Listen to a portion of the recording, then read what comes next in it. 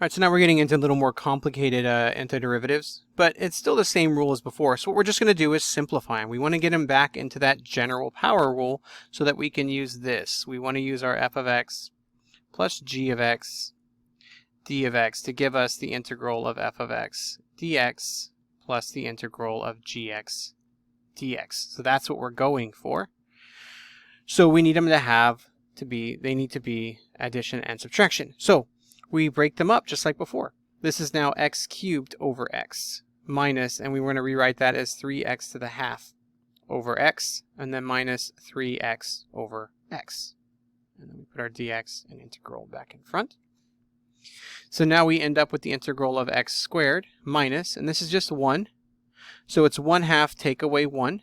So that would be 3x to the negative 1/2. And you can use your calculator there just to find out what it is as well. But it's just our rule like derivatives. It's just 1 take away 2 would be negative 1. And then it's minus 3 dx. And then now we can apply our general rules.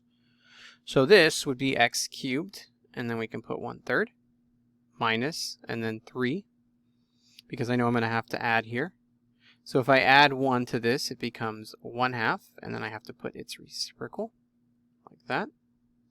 And then minus 3x plus c. Now it's just a little bit of rewrite, and then we're done. But we're going to check it anyways. So 3 times 1/3 would be x. Take away 1 is squared. The half would cancel. Subtracting 1 is negative 1/2. And then derivative of 3x is 3. That would give us this. That gives us this, which is this, which is this. Everything checks perfectly. So we end up with 1/3 x cubed minus 6 square root of x minus 3x plus and c. And there we have it. That's our antiderivative or integral. All right, what if you have trig function? Well, if the antiderivative is already given, it's an easy one to find. Like if you have secant x tangent x, then you know that that antiderivative would be secant x. But here we're not given that. So cosine t, and then what you want to do is just convert everything into sine and cosine, just like we've done with identities before. And that one has to be rewritten. So we end up with this. We need to grow a little bigger. There we go. And you can see that the cosines cancel. And so we end up with sine t minus 3t to the negative 2. And now we have them all separated with addition and subtraction. And we know the integral of sine of t is negative cosine of t. Because remember, if you end with a co, you put a negative. And then this would be adding 1. So negative 1, the negative 1. We bring down the 3. Plus c, and then we stop and take the derivative to check. So derivative cosine would be negative sine. The negative cancels, perfect. This comes down and cancels the negative 1, so we end up with negative 3. Subtract 1 is 2. Derivative cosine of a constant is 0. It checks. So we end up with negative, put that in blue, negative cosine of t plus, and then this is 3 over t plus c.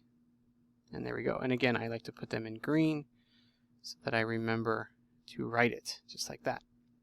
All right, what if you have a multiplication? Well, then you just distribute. That's it. So we end up with 2y to the 4th plus, and I'm going to put the y cubed on top over y, like that. And we simplify the other one. So that'd be y squared dy. And then now we can take our antiderivative. So that's 5 and 5. Bring down the 2. And then that would be 3 with a 3. Bring down the 1 plus c. And there we have it. So it's 2/5 y to the 5th plus 1/3 y cubed plus c. So this is what you want to do first for simplifying. If you see a multiplication, you want to distribute. If you see a trig function, you want to simplify it. Do some canceling. And if you see a division with one term on the denominator, then you want to break them up. When we have a denominator with 2 terms and it's not factorable, you'll learn more tricks like that at the end of chapter 4. All right, thank you.